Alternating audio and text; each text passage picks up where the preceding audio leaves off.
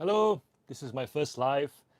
I do not know how this is going to go. I do not know if anyone is going to show up, but we're going to do it anyways because they say that the best way to get rid of your nerves about doing lives is just do them. So I have poured myself some whiskey as well because that's the vibe of this live. I'm not sure if anyone can hear me or not, or if it's coming through clearly. I have no way of testing this. I have no idea how. Just press the button and here we are. So, um, thought something to talk about in this live is to, oh, hey Matilda, talk about things I wish I knew before I started doing eBay full time. It's been since the end of 2018, 2019. So it'll be 4 years, 4.5 years now, which is pretty dope how long it's gone for. Um, Things I wish I knew. I wish that somebody had just told me that eBay is a tool that connects me to millions of people around the world. I wish that I really wish that they had just told me that simply, because my understanding of eBay when I started was that it's this place you go to. Can push the camera back a bit. This place you go to sell stuff if you didn't have enough to do something else. You know, if you didn't have enough money to open a storefront, or if you didn't have enough money to buy stock, you know. Ooh, hello, Miss I Spy. This is what it looks like. I need to figure out to get that onto this laptop so that I can read clearer. Because now I'm like staring at the phone screen. I'm seeing Chris Furlong on Friday, so hopefully he'll give me some pointers on how to like set this all up so that it's less this than this. um, yeah. So I wish that I'd been told. I wish that I understood the connected nature of, like, this is my phone. So I'm using my phone at the moment and I'm staring at my phone right now. I'm not sure if the YouTube on my computer will show anything. I feel like if I press go live, it'll go live in two different places and I'll have like two separate streams running. So eh. I can see a message pop anyways. I'll just stare at the screen. Uh, so yeah, just this whole to to not have to deal with the mental barrier of like that eBay is the thing you do when you can't do anything, when you can't achieve the minimum requirements of business, because that that was something that I spent so much time trying to justify how it was legitimate, and then eventually arrived at the place of eBay is a tool that connects millions of people, and if I have stuff here that I can sell to someone overseas and they're willing to buy it, they'll pay for it. Like all that mental gymnastics, all that emotional roller coaster of trying to look legitimate, to arrive at the place that if someone had just explained that to me at the start, all that effort would have been, you know. Yeah, like have we had how many of you guys, like of the four of you who are watching, have actually felt like eBay is this, you know, illegitimate child of business, so to speak, where you do it because you don't have it or you don't have enough funds, resources, capacity to go set up a proper business. Like, I think that's something that many people don't talk about, and they definitely, what's the word, would appreciate some validation. So this is me validating you, I guess, saying it's legitimate. You've essentially, by paying the subscription and agreeing to the final value fees, bought into your customer base. So that's pretty cool. Um, the other thing that I wished I knew is that, where's the chat? Uh, have I said hello to everybody? Yes. Um, that there's no shame in buying second hand. That's the other thing. So, related thought being I was okay to sell stuff secondhand.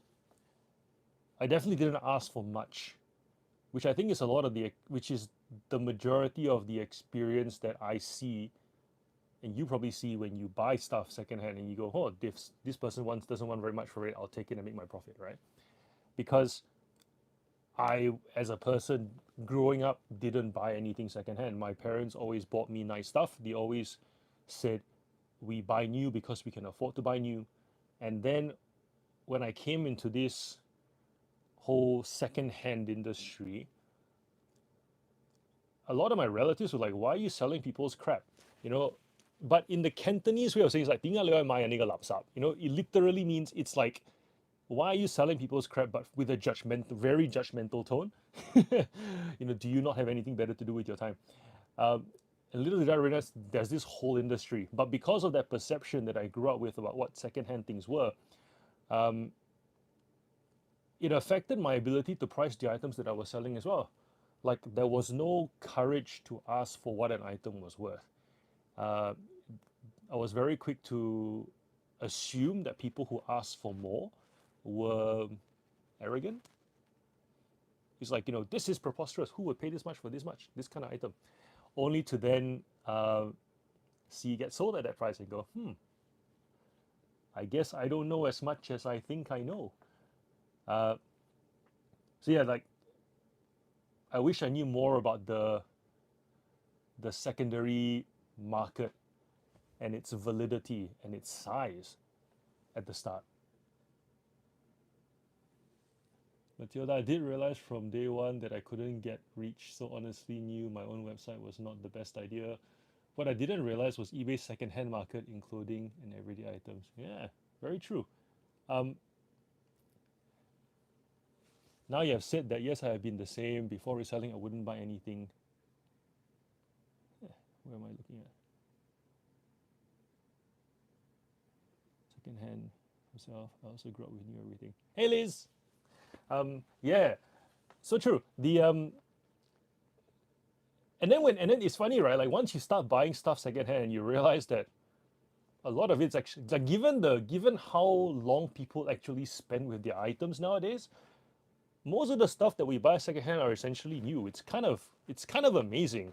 Like these whiskey glasses are so thin, and whenever we take them out um, and we pour for guests, they're always amazed at how thin these glasses are. These were like thrift store glasses. I'm pretty sure I paid like $1 each for 5 of them. Oh, let me know if you guys are actually pouring yourself a drink as well. It feels like it's the time of night to actually pour one. So whiskey is my drink of choice. Um, Not all alcohol is the same. Drink responsibly. I feel like you have to say that, right? Whenever you broadcast something, drink responsibly. Um, I can have like 6 glasses of this and be fine. 1 glass of wine and I'm completely useless. Something about grapes, maybe? For those of you guys who want to know, this is Dimple 12. Another thing that I wished that I knew about was that running a business is very much a reality check. So, you know, you grow up, you go to school, you get a job, you're essentially set up to believe that there's a system of fairness that hands you over from like one thing to the next. So in kinder, you're taught about being fair, and then you go to primary school and then high school and then in like uni, it's all about fairness. Sorry, Fred. Could bring out the best in me. Who knows? Um, like, you know, you go from one system of fairness to another until you get to a point where you go to a job and then things don't remain fair, but then you fight for fair because you're used to fighting for fair for so long, and then eventually you go and start a business only to realize that anything goes, right? Like, so the number of people who sell on eBay and complain that eBay doesn't advocate for them, or complain that the platform isn't fair, you know, like scammers, whatever, right? Like you guys see that every single day. It's because there's a expectation of fair that's been built into us from when we were kids. Only for us, and it's ironic because we leave jobs that we believe are not fair to then have to do it all on our own. And then we realize, crap, actually, the job that I left did its very best to be fair to me, but I didn't appreciate it enough because I expected it to be fairer. I only to come onto eBay and find myself complaining about a $5 item that a buyer scammed from me. So it would have been a lot. So that's something that actually informs my parenting going forward as well. Like, I definitely parent my kids a lot differently now that I'm running my own business than if I was back in a job. Because I say to my kid, I say to my son, the elder one who actually can understand a lot of these things now, I'll say to him, there was, what was it? There was a kid that grabbed his. There was a kid that came to sat next to him, just grabbed his donut, and I was like, to eat it. It's like, no, he just grabbed his hand and palmed my donut, like literally grabbed my donut, and then took his hands off, and then he realized what he had done, laughed and just ran away, and he was like, now I can't eat my donut because this guy grabbed my whole donut, and I went, well, did you know that the kid was gonna grab your donut? He's like, no, it was a very much a surprise. It's not fair. You have to go talk to his mom. I said, yes, I can talk to his mom, and I know his mom will deal with it. But the next time the kid is around you, what do? He's not supposed to touch my donut. I said, yeah, we've established that, but what are you gonna do? And he goes, well, I don't want to eat my donut quicker. I said, fuck it, that's one option. But the other option is you just don't sit next to him. Just walk away from him. You could tell him to piss off. Like there's so many things you can do. And I think that's essentially what happens with us on eBay too. We get there, we were like, I expected something to happen and it didn't happen the way I expected it to. eBay help. And eBay is like, no, you can do a whole bunch of other things. You can try a promotional tool. You cannot sell in that category altogether. You can go source something else. You can sell on a different platform. You can do literally anything to create your version of fair. And that's the reality check because we get so much done for us from school all the way to when we get jobs. You get a job, right? You're told you sit here, you do this, you do that, and then you're sweet. You come on and do your eBay, and suddenly you're like, I want to buy this shelf. Crap, this shelf doesn't fit my items as well as the other shelf. Sell the shelf, buy the next shelf. No, that shelf doesn't really work either. I need more of it. This room can only fit 4 of them. I need 5. Anything goes. And so that reality check hits really hard when you don't expect it. I think that's the point I'm trying to make. Um, what was your what were you guys' reality check like when you started being your own boss? Is that the case with most of you guys who are here as well? Like, was it like used to do a job, didn't want to do it anymore, want to be your own boss, and then you transitioned from it, or was it a case where, like I know Matilda, you're in a business and you also sell on eBay, and eBay is like the other option for you. I'm not sure about the rest of you guys. Is this the point where I wait for someone else to say something?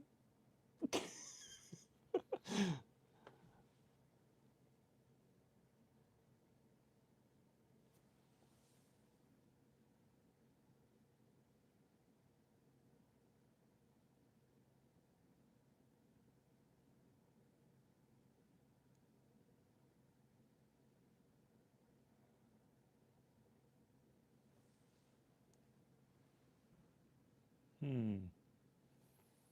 All right, the silence is killing me. I'm gonna keep talking until someone types something. Um, Another thing that I wished I'd known is that, oh, there we go. Hey, Liz.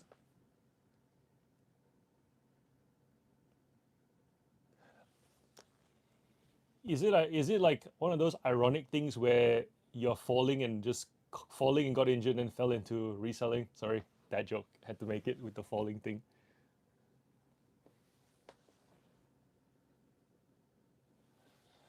Yeah, but there are rules. There are rules we need to abide by with our business, but it's significantly less than jobs. Um, like with I'll get to the storage unit thing in the back. I'm actually quite curious about that. The with I mean, yeah, like there are rules, but at least for the most part, the rules make sense. You know, like customer first type rules, I suppose legal rules. Um, but like back in the job, I remember there were just like ways to do. Okay, the reason why I quit working at the bank was because I used to work for a manager that allowed me to do whatever to get my targets as long as it made sense. And everything I did actually made sense. Like for example, I would roll up my sleeves at work because it made me feel comfortable. I didn't like the edge of my hands touching the table because it would just leave a mark from typing too long. And so by rolling up my sleeves, I left a bit of a cushion, right?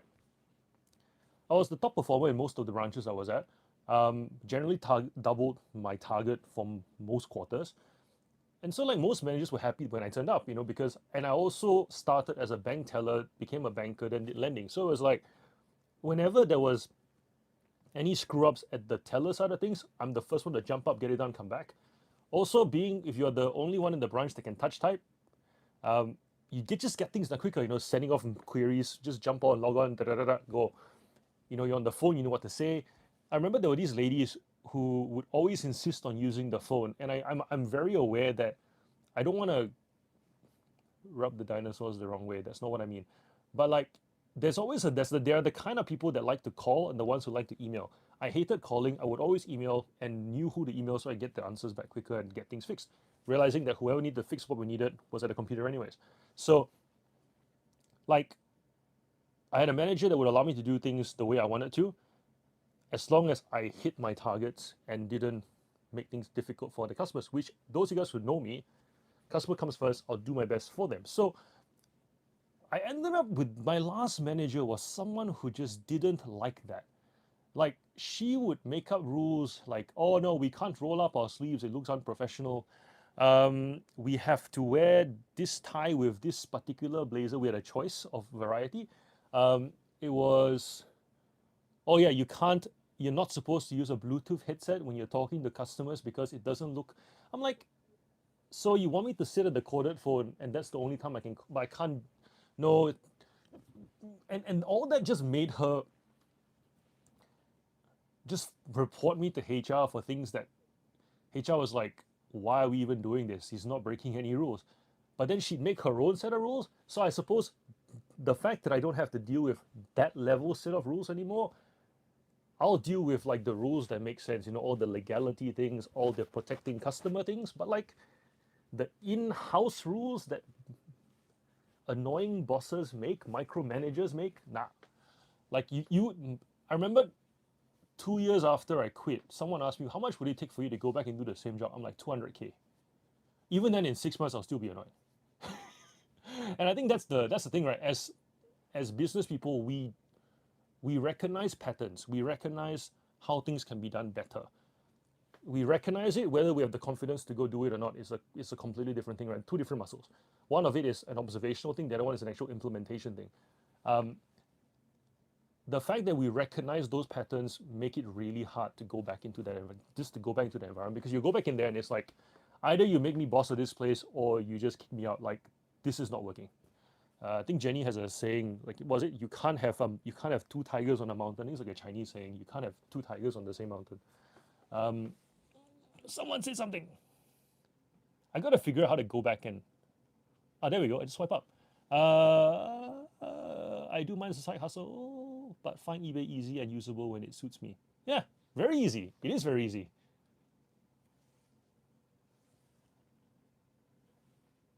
You're gonna have to tell us more. Tell us more about these storage units. Like, I I will admit that I'm very afraid of going to storage units just because, uh, and I know it's part of the gamble. I get it. It's part of that whole experience of you may find a lot of gold, you may find nothing, you may end up spending a ton of time just disposing, really. I think at the start, I was very scared to dispose because I wasn't sure, like from a bulk lot that I'd buy, what was valuable and what wasn't. And I'd hung on to a lot of stuff to the point where eventually, I'll give you an example. I used to buy toys, and these toys would come in like storage boxes. And because the storage boxes Some of them looked a lot nicer. We're talking like, wooden with license print on it, with like a cushion. So you'd go, oh, it looks like an official storage case. I guess it's worth something. And you put it in the corner, but it's a freaking storage case, right? Taking up space. And then you'd buy another lot, and it come with like storage boxes and you know caps and hats and random bags. And you go, oh, I guess it's all part of the same brand and theme, I guess. And then eventually you realize, yeah, none of this stuff's moving. I put it on a marketplace Gumtree. No one wants to pay over $5 for it. I need a bin for it. Then you go through your hard rubbish allocation so quickly. Eventually, I had to get a dumpster for my house. So I've got like I think it's 1,200 liters. It's one of those like the ones that you see in the back of cafes, but the not the metal ones, the plastic ones. Because I got a driveway that kind of goes up a little bit. And initially they gave me the metal ones, and I couldn't push it up the I couldn't push it while it was full up the driveway. And apparently the truck can't go down my driveway because it's a residential driveway, so the truck will apparently damage my concrete. All this to say, when I finally got the dumpster, I learned to throw things away, and I do enjoy it a bit too much sometimes. So yeah, like the storage unit thing is like, what will I find? Will I end up being more of a disposer as opposed to, you know, a smarter researcher? I don't know how to put it. I don't know what I'm trying to say with this. It's unknown to me, but it's also very intriguing to me. I was watching, like you were saying on Mel's video, with that storage unit, not the container with all those books. What was it, like possums and rats that like possum and rat like droppings that they found among the books, and the number of times she was like, ugh. Yeah, that was a pretty hardcore episode. Uh, but I like to do it. Whereabouts in Australia are all of you? Like, let me know in the chat. Whereabouts are you guys in Australia?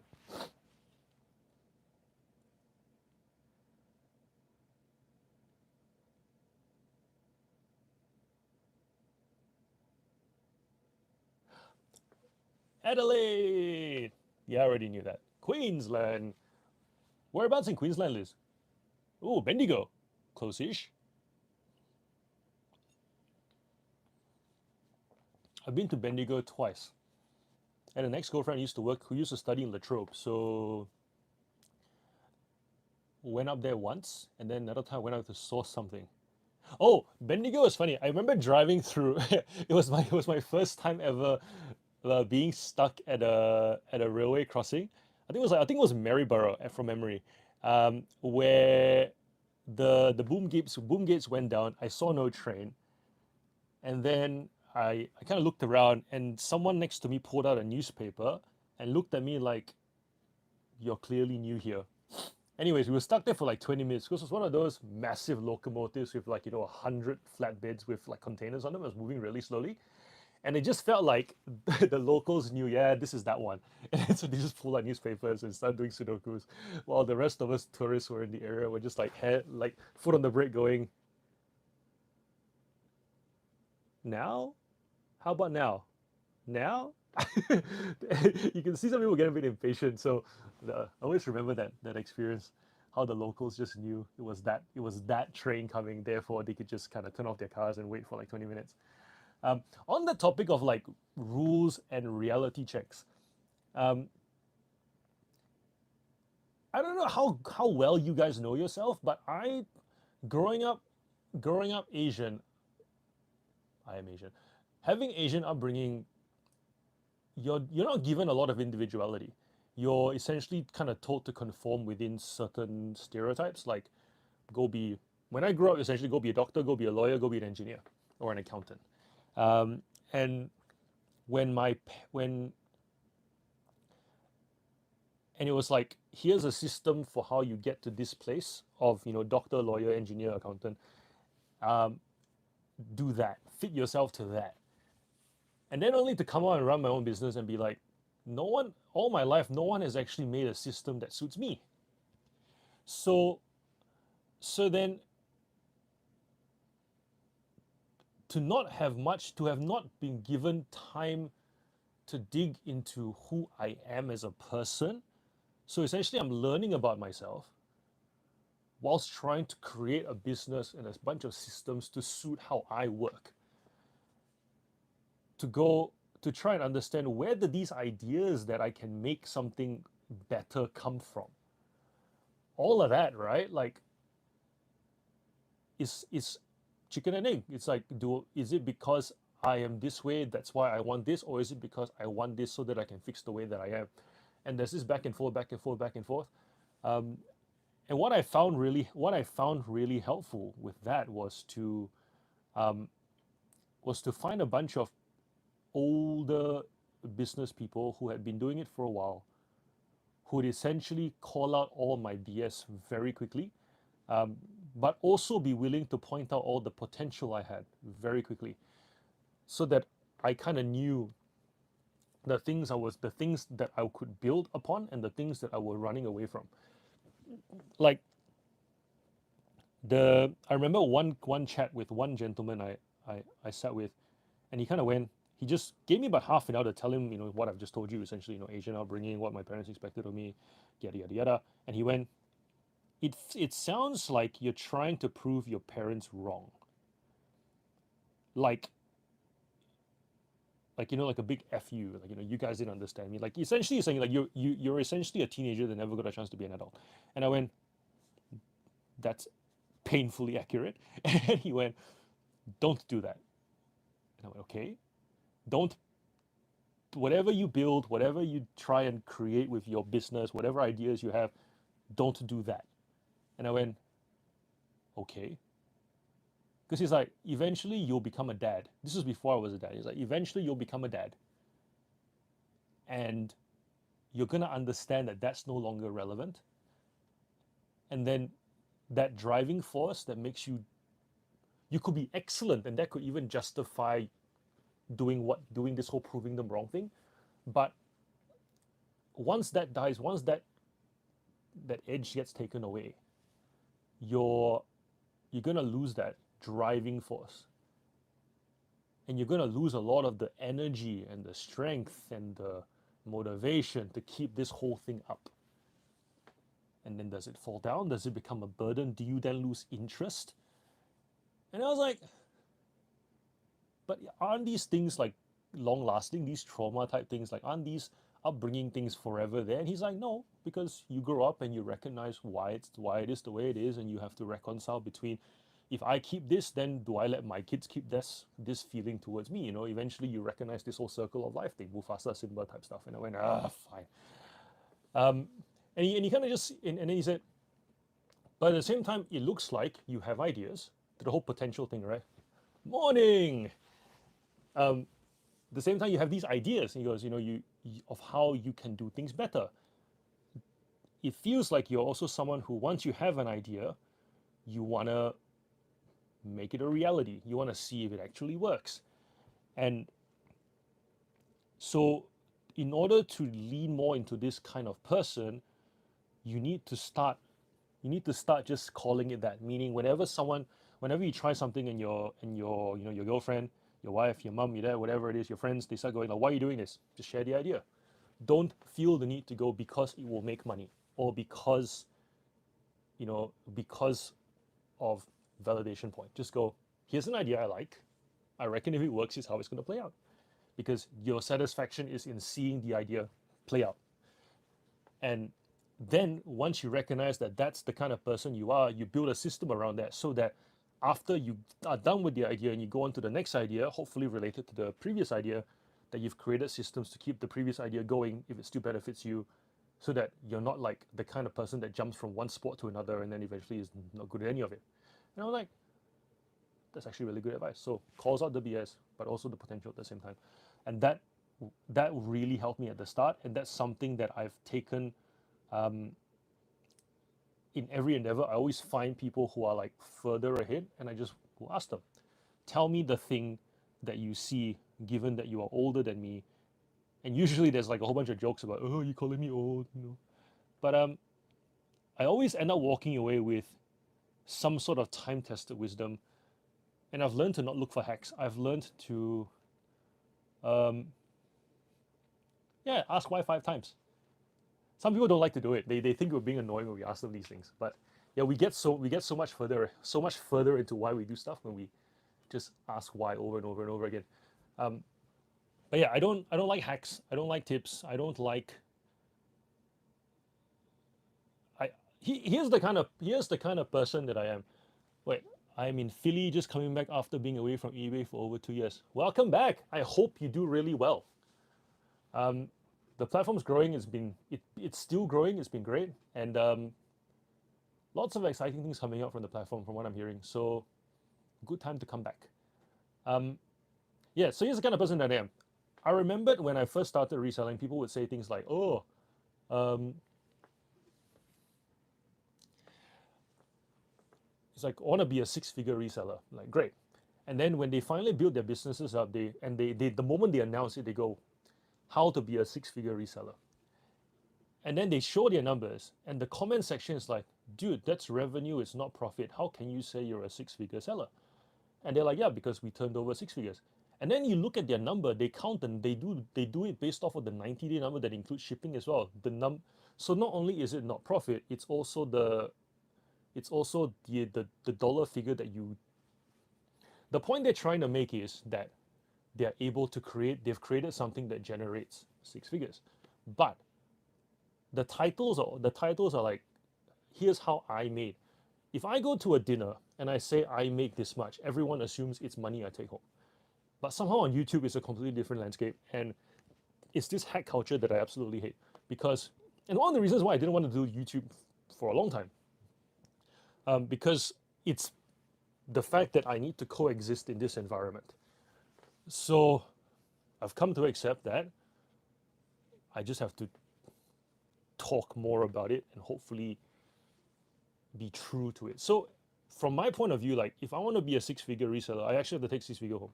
Um, here's the rule. Here's the rule that I've come up with. The rule is, if my wife does not think I make six figures, I don't make six figures, and I don't get to call myself a six-figure seller. Because I can make $1 million through the business entity, but if I only take home $40,000 a year because I'm so busy reinvesting and growing and whatever else, right? She doesn't get to enjoy any of it, neither do my kids. So therefore, as far as they're concerned, I'm not a six-figure seller, which is fair. So yeah, like I remembered. So I may be able to give advice to someone on how to make their first 6,000, like their first, six figures a year in revenue. But at the same time, if I'm not able to provide value of how to then do it the next year and the next year and the next year, because with eBay it's so easy, isn't it? It's so easy to get that first 100,000 in revenue and then be like, crap, I need to then source all over again for the next year and then the next year and the next year, and it just becomes this job. It's not actually a six-figure business. It's just a six-figure hobby. It needs to be replenishable to some. It needs to become more replenishable. It needs to become more scalable. It needs to be less work, more money with each passing year. So, like I was saying to Jenny the other day. Jenny's my wife. For those of you guys who don't know, that during COVID we were doing like 32K a month in sales, product sales. I've never looked at the postage number, but I guess if we take the postage number, you add another 10K on top for that, right? Like that was a lot of money. But then once COVID stopped, we now do about 18K to 20K a month in sales. So, and that's product, not with the postage included. And then But then because we want to keep growing the business and keep investing in stock, especially having the money to buy out like big collections of things, because that's where you get the gold and the stuff that fits in with the rest of the range that you sell. Like I sell toy cars, action figures, dolls. We sell baby clothes. So it's like if you wanna do like big buyouts, you can't just pay yourself out of the 200, 300K that you take in revenue, you can't just pay yourself 100,000 from that. You kind of need to keep it in the business. So for me, despite the fact that we've had those kind of years, right, where we've done 30K a month in sales and now we're closer to that 20, my tax returns essentially show like 40 to 70 back then, 45-ish now, because you want to keep growing the business. So yeah, and then you see it in the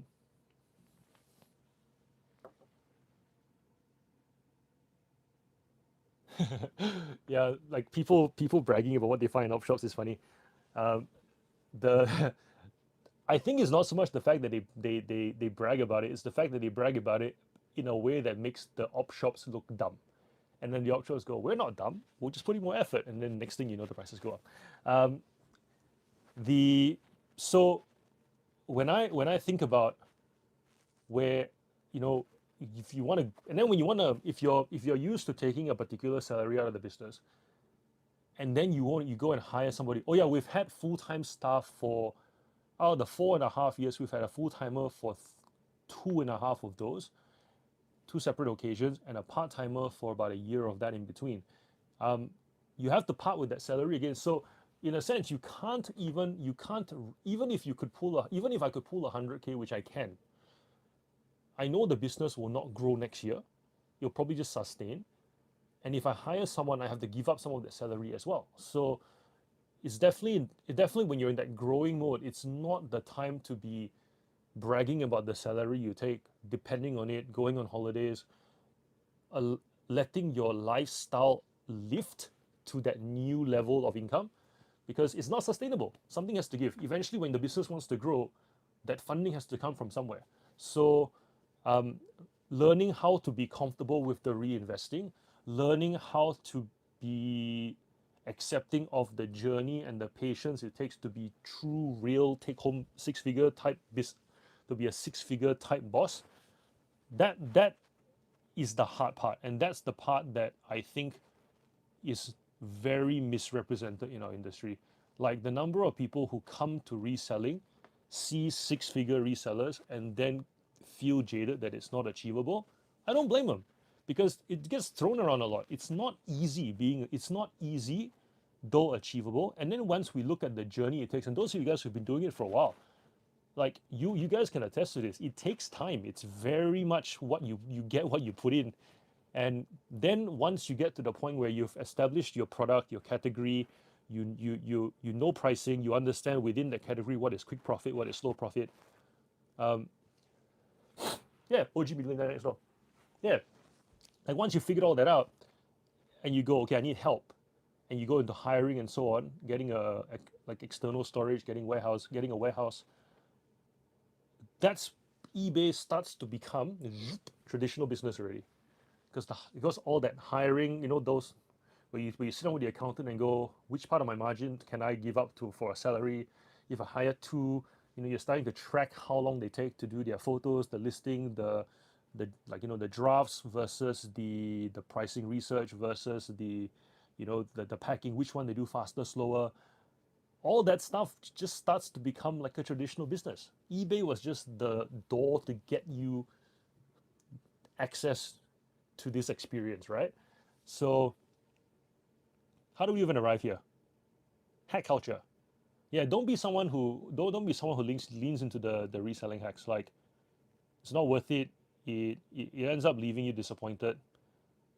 Rely on tried and trusted, time tested business principles, because those are the things that keep your business standing. Um, how are we doing? Is this good? Is this useful? Hope it's useful.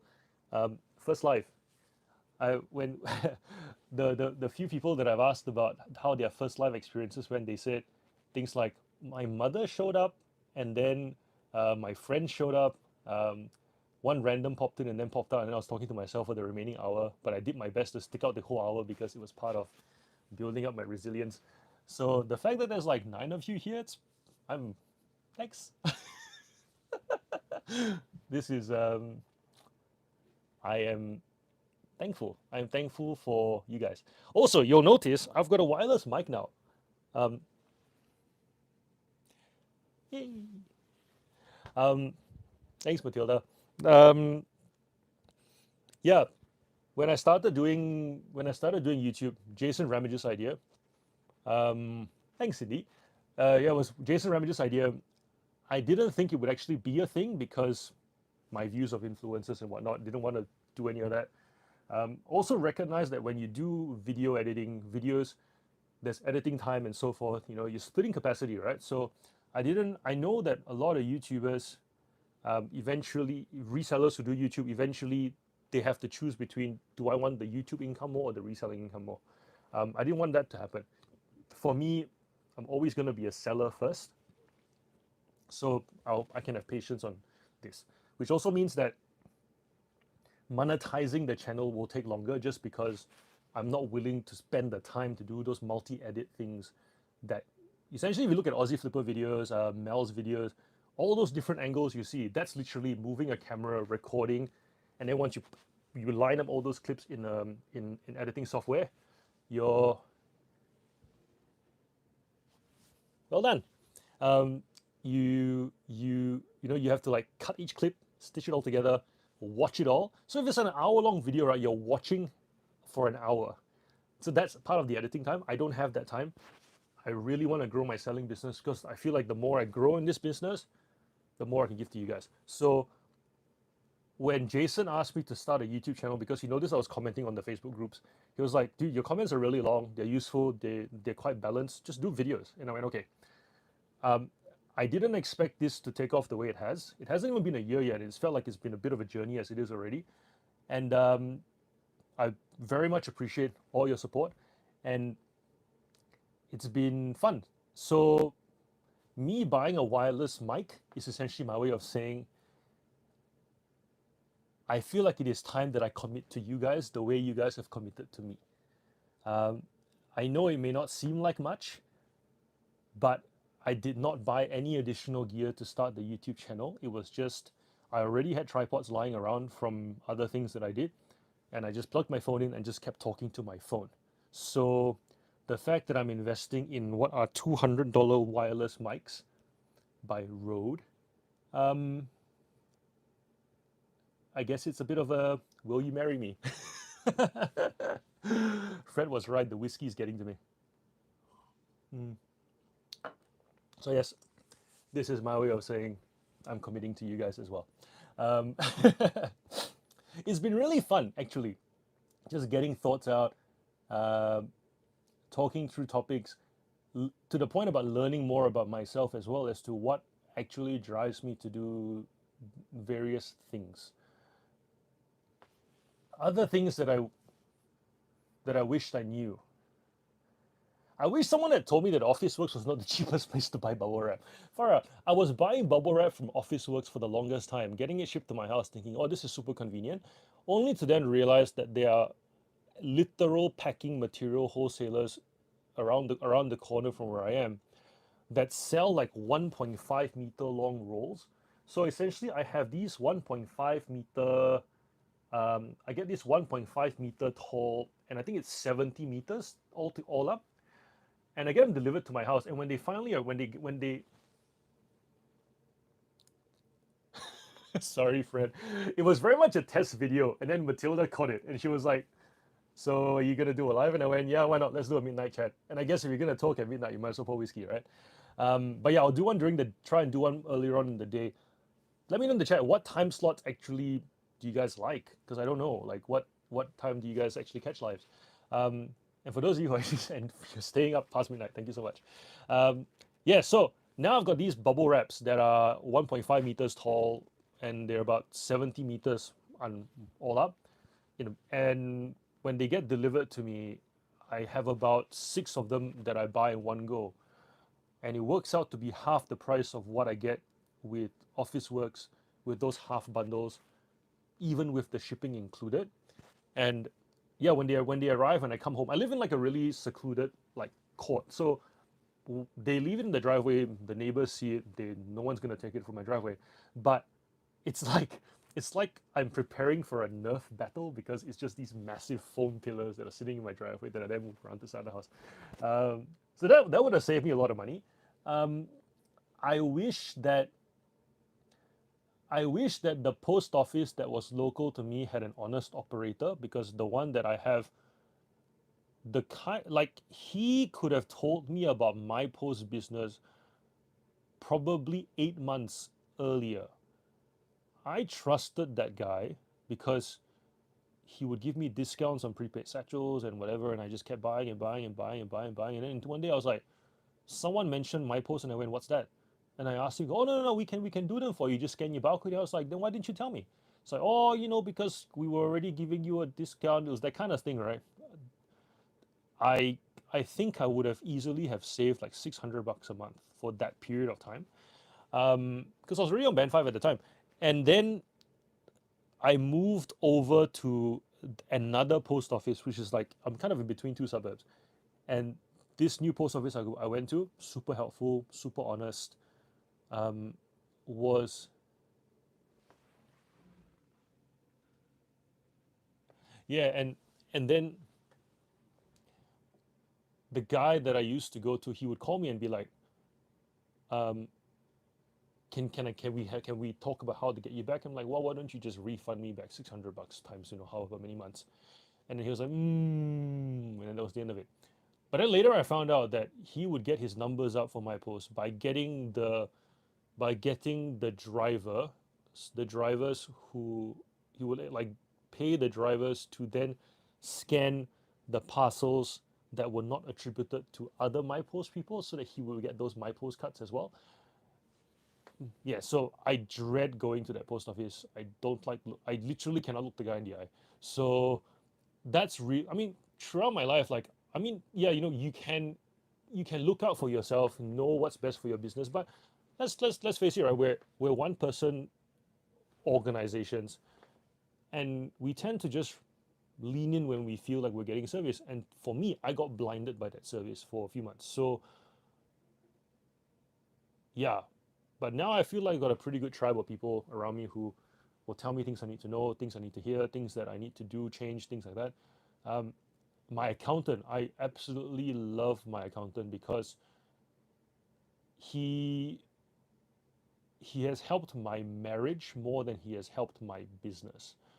He does help my business, but he helps my marriage a lot more because he actually recognizes that my wife needs to have a say in the matter, and he doesn't dismiss her concerns. He tries his best to explain to me what she feels, and then also tries to help her to understand things that are happening on my end because she's not naturally business minded.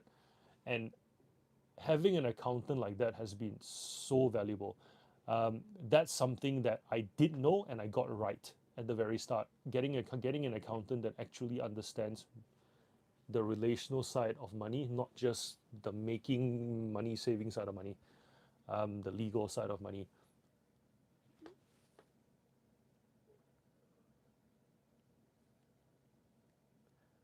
It takes time to build up any revenue stream. So true. After 9 p.m.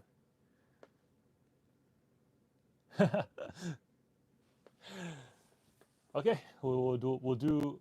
I can't do Wednesdays because Christopher Long's ones is on Wednesday. And for those of you who don't watch Chris's lives, go watch them for the next few weeks because he's raising money for backpacks for kids. So that's tomorrow, 8:30 to 9:30. CL Furlong. If you guys don't know, he is a great guy. Wants to do great things, and he's another one of those people that I love hanging around because he understands that things take time.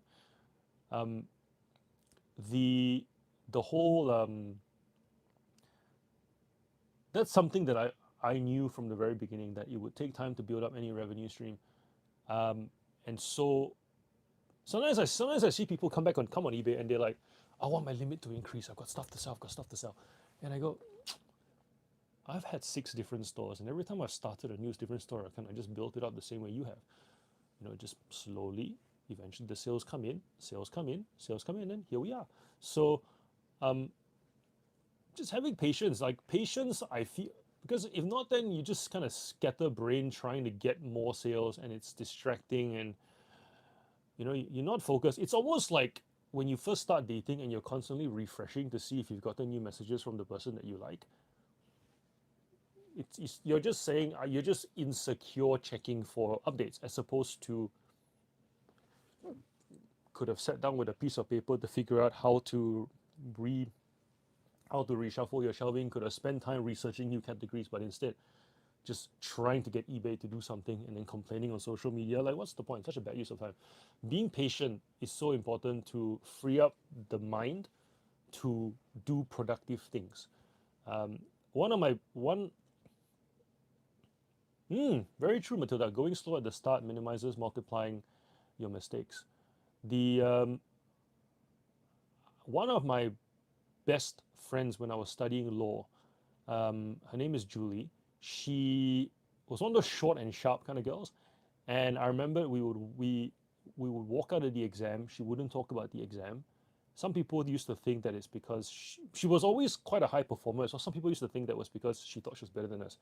But that was, I didn't think that. But I remembered asking her like, why don't you talk about? She goes, there's no reason to worry about it until the results come out. When the results come out, worry about it. Until then, what's the point? I don't know what's gonna happen. And that stuck with me. Like every time I find myself feeling a bit impatient about, um, you know, eBay making changes, me wanting eBay to resolve something that I can't resolve myself, anything in life, YouTube, watching subscribers go up and down, watch time, things like that. Like every time I feel impatient and just need to check and refresh to see a number move, I have Julie's face and Julie's voice in my face going, until it happens, you can't make a decision anyway. So what are you doing? Like, just do something else.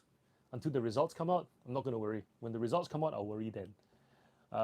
Yeah, so yeah, patience definitely frees us up to do productive things.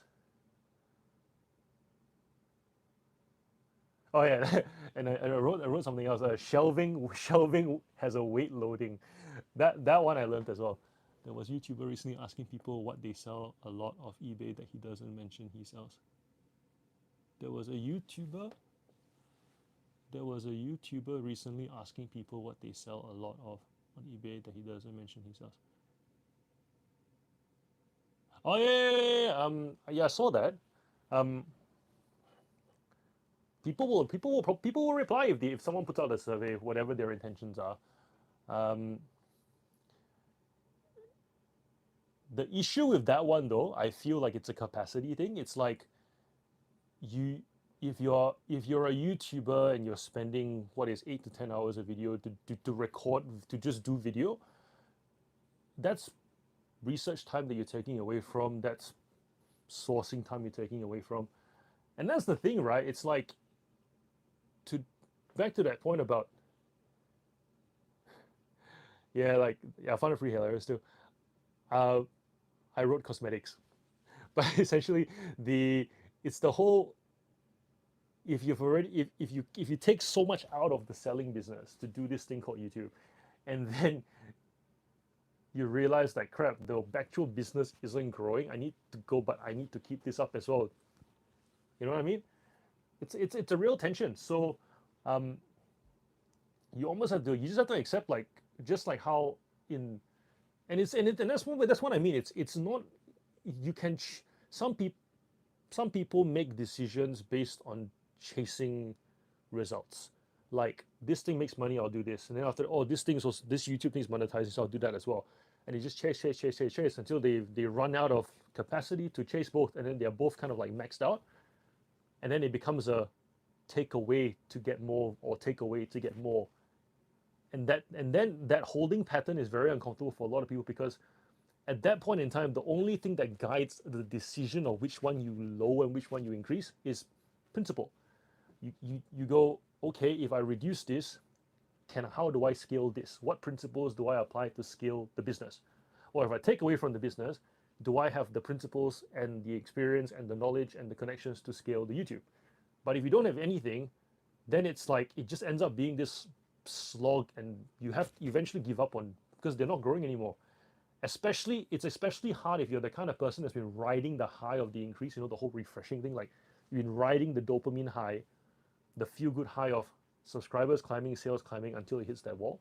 So, and then the impatience starts to show as well. Yeah, for me, YouTube was very much a community service thing that eventually became a way to meet more of you thing.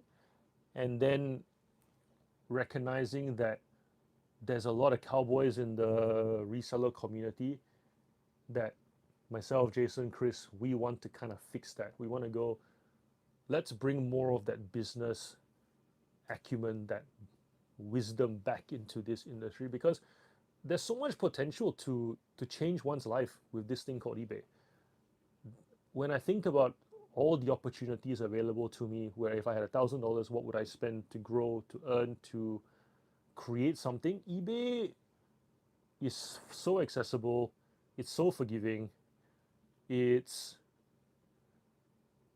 easy to learn, and it makes sense. I think that's the thing. Like eBay makes so much sense. I've I I've been trying my hardest to understand cryptocurrency, and quite frankly, it does not make sense to me. I get that it makes me money, but because I don't understand it and I do not understand how it will continue to make sense, I don't do it. So,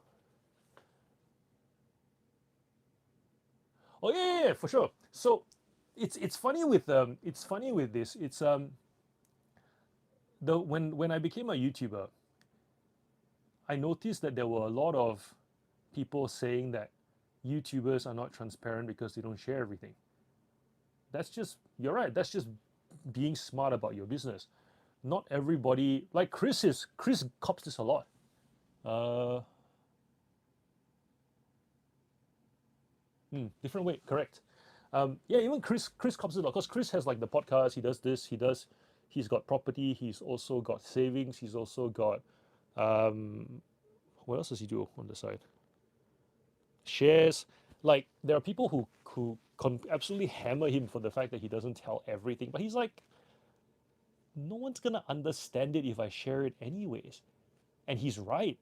You know, like there was another guy on Facebook recently who was asking about tax advice, and then I just very respectfully replied. I say, look, finances are such a personal thing. People choose structures for very personal reasons, and hey, packing at this hour, well done. Yeah, like the we don't talk about the financial backbone of our businesses because most people don't understand why we choose the structures we do anyways. And the last thing we want is for someone to do the structures that we have only to then not use it in a way that suits them. I think I said something like, firstly, find an accountant, find a professional, be transparent with the professional, and then please pay the professional so that you get the advice that suits you and you actually set yourself up in the right way. Yeah, like there are. I would never give away some of the things in my business for a quick like and a quick subscribe just because there are some things I sell that are very small market, but the stuff that I give away, there are things that are much wider markets, bigger markets. I think that's why Mel is more than happy to talk about books because books is such a big category. Like 100 people can learn about the books she sells, and she would probably not see a dip in her sales because books are just, like, and I think that's why like Matt picks DVDs as well because it's such a big category that if someone jumps on DVDs, the learning curve to narrow down DVDs from here to here, where Matt currently sits from his experience, the it takes someone so long that he's not gonna feel that in his sales anyways. Conversely, if you take something like, I'm trying to think of a small category item, Marvel, like those art effects, statues, those like giant, bust type statues where there are not that many for sale, there are not that many to buy. Giving those kind of things away would actually, the moment two of them turn up on eBay, the price for both of them go down.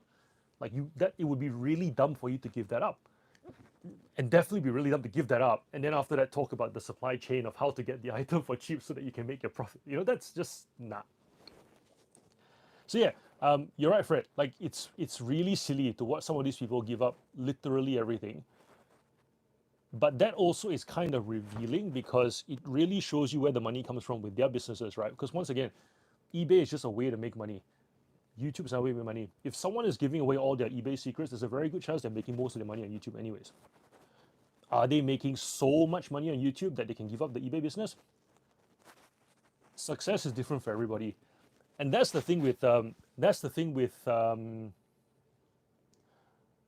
another thing that I wish I knew a lot more of. The fact that different people have different definitions for success. Like different people have different needs, right? Like one of the things.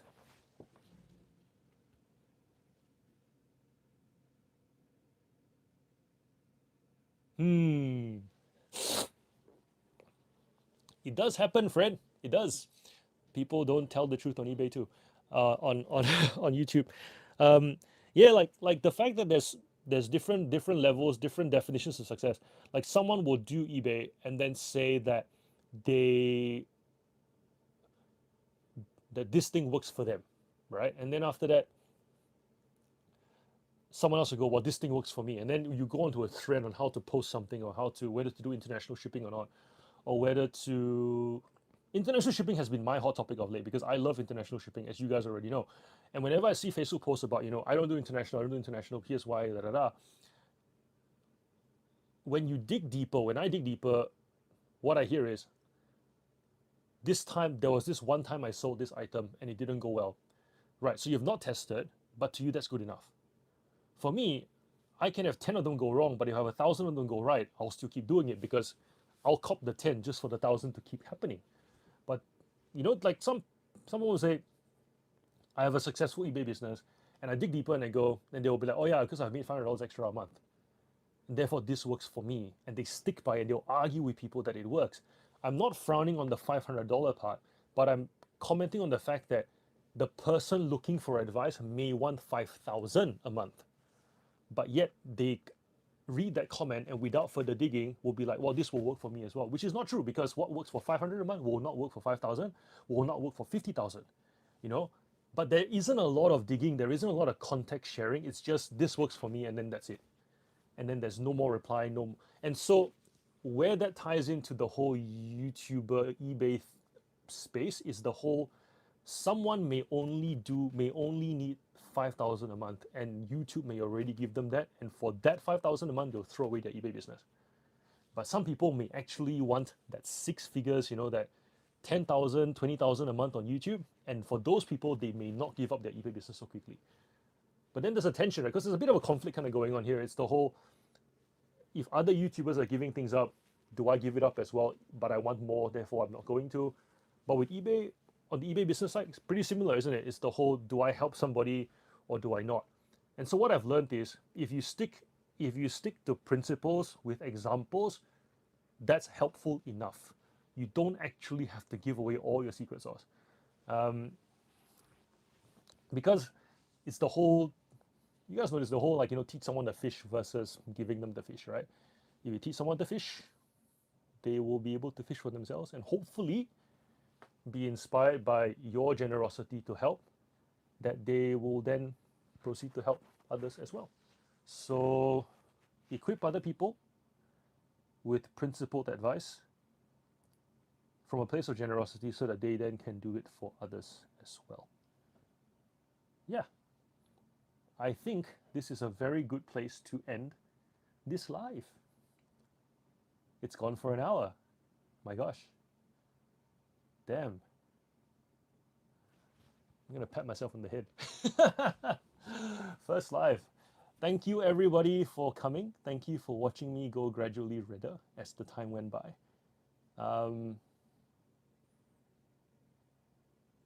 I feel very loved right now. And know that I love you all as well. Have a good night. Have an awesome week reselling. And I'll catch you in the next one. Let me know in the comments for this video, if the comments actually show up, what you'd like me to cover in a live. I think this would be good. I guess my understanding of a live is I talk about a topic, you guys just chime in with your thoughts, yada, yada, yada. And then there's a bit of a back and forth, as opposed to me just talking about a topic one way. Yeah, let's do this. So I'll try and do a 9 p.m. thing. Tuesday seems to work. And yeah, give me topics. Until next live. Take care. Bye.